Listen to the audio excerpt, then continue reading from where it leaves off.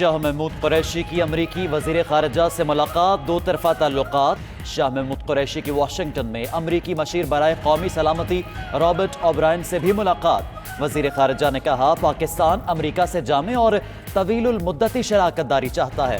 वज़ीर ख़ारिजा अमरीकी Democrat senator Chris von होलन से भी मिले।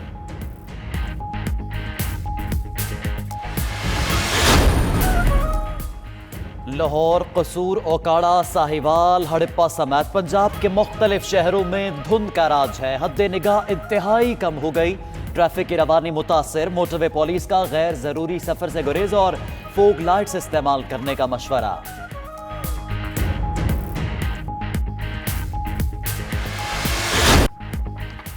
आटे की कीमत बढ़ गई, गरीब से रोटी भी छिन गई। मुल्क भर में आटे का बहरान, कीमत में 20 रुपए किलो तक इजाफा। पंजाब में चक्की मालिकान आटा 70 रुपए, कराची में दुकानदार 65 रुपए किलो बेचने लगे। पेशावर में नान बाइयों का रोटी महंगी करने का फैसला। लाहौर के नान बाइयों की आटे की कीमत कम करने के लिए 5 दिन की मोहलत।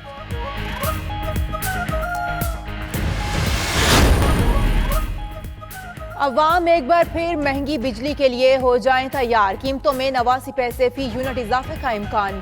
ज़राए के मुताबिक बिजली की कीमतों में इजाफा माहाना फ्यूल एडजस्टमेंट की मद में नवंबर के लिए किया जाएगा।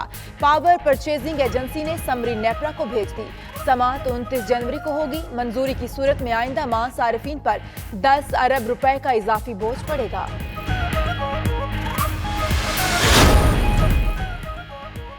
अमरीकी सदर का ईरानी सुप्रीम लीडर के खुतबे पर रद्द-ए-अमल। कहते हैं, ईरान के सुप्रीम लीडर ने अमरीका और यूरोप के खिलाफ सख्त जुबान इस्तेमाल की। ईरानी मईशत तबाह हो रही है, अवाम अजियत में मुब्तला है। ईरानी सुप्रीम लीडर को बहुत सोच समझ कर बात करनी चाहिए। डोनाल्ड ट्रंप का ट्वीट। उधर अमरीकी नुमाइंदा खसूसी बराए ईरान ब्रायन होक का कहना है कि ईरान की ना उसे मजीद तनहा कर देंगी।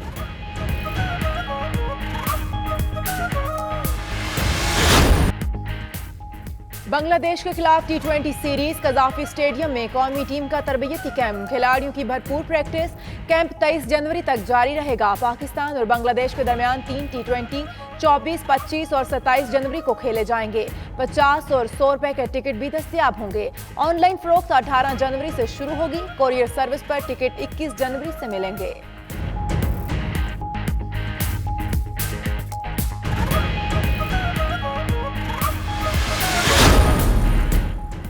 नेपाल में दुनिया का सबसे पस्त कद इंसान 27 साल की उम्र में चल बसा। खाजेंद्रा थापा का कद 2 फुट 2 इंच था। 2010 में Guinness book of world record में पस्त कद इंसान के तौर पर दर्ज किया गया।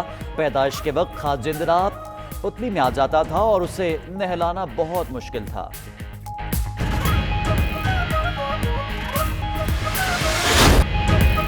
और उर्दू जुबान के मशहूर अफसाना नगार सादत हसन मंटू को मद्दाहों से बिछड़े 65 बरस बीत गए। मंटू की तहरीरों की काट आज भी महसूस की जा सकती है।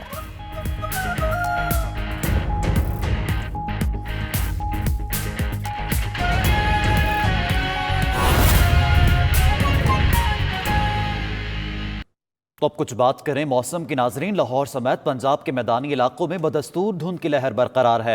हद निगाह कम होने से ट्रैफिक की रवानी शदीद मुतासर है, जबकि गाड़ियां सुस्त रवि का शिकार हैं। कौमी शाहराहों पर भी धुंध का राज है।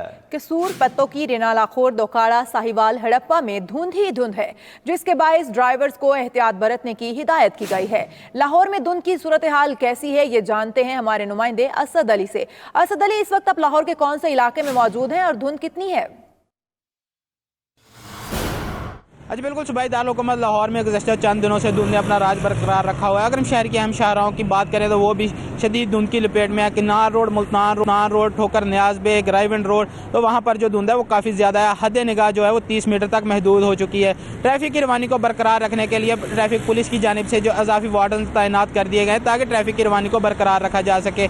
आमतौर पर दफातर जाने वाले शहरियों को शदीद मुश्किलात का सामना करना पड़ रहा है। अगर हम मोटरवे की बात करें तो मोटरवे पर भी जो ट्रैफिक की रवानी शदीद मुतासर हो रही है। मोटरवे पर भी हद निगाह 20 मीटर तक जो है वो महदूद हो चुकी है और जिससे ट्रैफिक की रवानी शदीद मुतासर हो रही है। ट्रैफिक पुलिस की जानिब से हदायत जारी की गई है कि शहरी गैर ज़रूरी सफ़र से परहेज़ करें।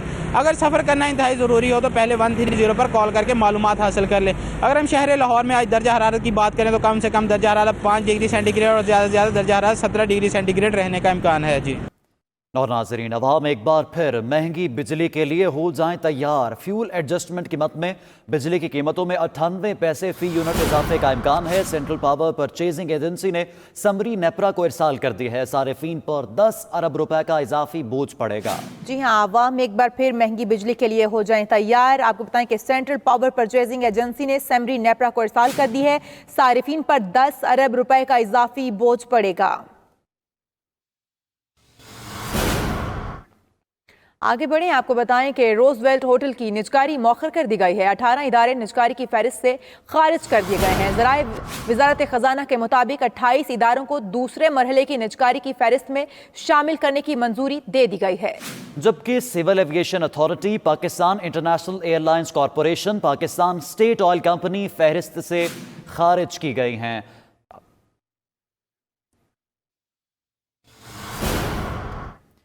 खबर यह भी है कि MCI ने एक मरतबा फिर विफाकी तरक्याती इदारे CDA के कवानीन के इतलाक का फैसला कर लिया है। कवायदो ज़वाबित के लिए काम करने वाली कॉरपोरेशन ने CDA के सर्विस रूल्स अपनाने का नोटिफिकेशन जारी कर दिया है।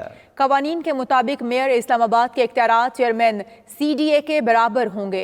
MCI के चीफ ऑफिसर के इख्तियारात CDA के मेंबर फाइनेंस और MCI हाउस के अराकीन के इख्तियारात CDA बोर्ड के बराबर होंगे।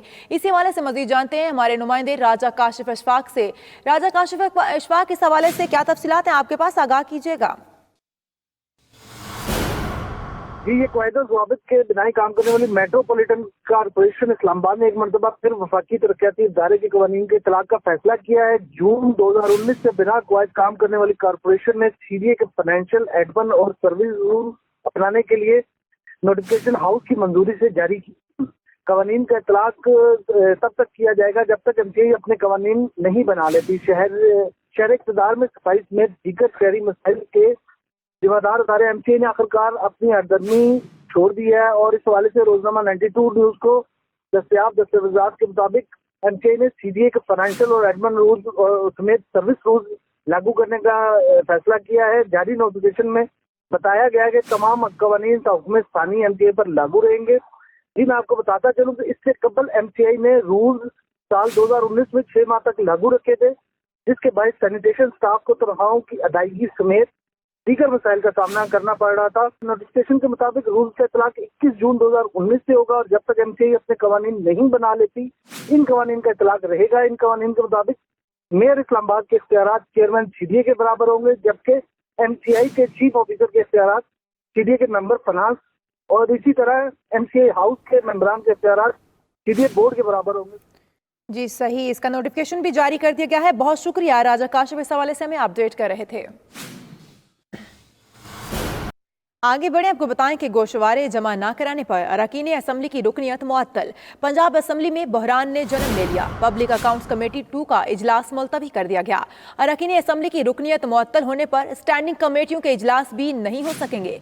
पंजाब असम्बली का आइंदा इजलास हुकूमत, पंजाब असम्बली सेक्रेटेरिएट और अपोजिशन तीनों के लिए चैलेंज बन गया है। नून लीग ने खुद को सबकी से बचाने के लिए अपोजिशन चैम्बर में इमरजेंसी नाफिज कर दी है। इसी बारे में मजीद जानते हैं हमारे नुमाइंदे गोहर अली से।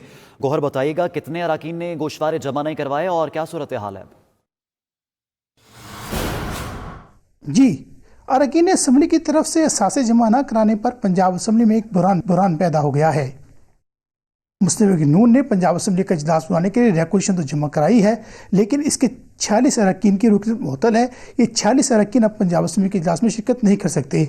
मुस्लिम लीग नून के 165 अरकान असम्बली हैं और उसमें से 46 की रुकनीत मुअत्तल है, जबकि कोरम पूरा करने के लिए 93 अरकान की तादाद होना ज़रूरी है।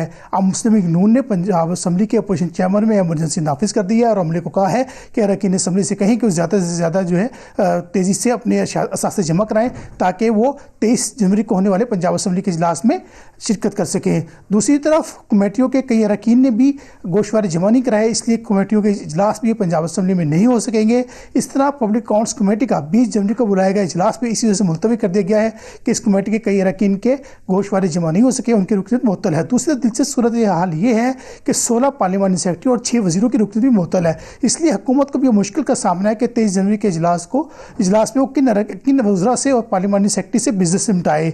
इसके अलावा एक बहुत अहम बात ये सामने आई है कि डिप्टी स्पीकर सरदार दोस्त मुजारी की रुकनीत भी मुअत्तल है, वो भी अब पंजाब असम्बली के इजलास की सदारत नहीं कर सकते हैं। अगर परवेज इलाही ने पंजाब असम्बली के इजलास की सदारत नहीं की तो डिप्टी रुकन मुअत्तल की वजह से पंजाब असम्बली के इजलास से नहीं कर सकेंगे, जिसके लिए फिर चेयरमैन का इंतखाब करना पड़ेगा और चेयरमैन के इंतखाब के लिए ऐवान से राय लेना ज़रूरी है। इसलिए ये अरकान की रुकनीत मुअत्तल हुई है, इसकी वजह से पंजाब असम्बली में एक बुरहानी कैफियत है।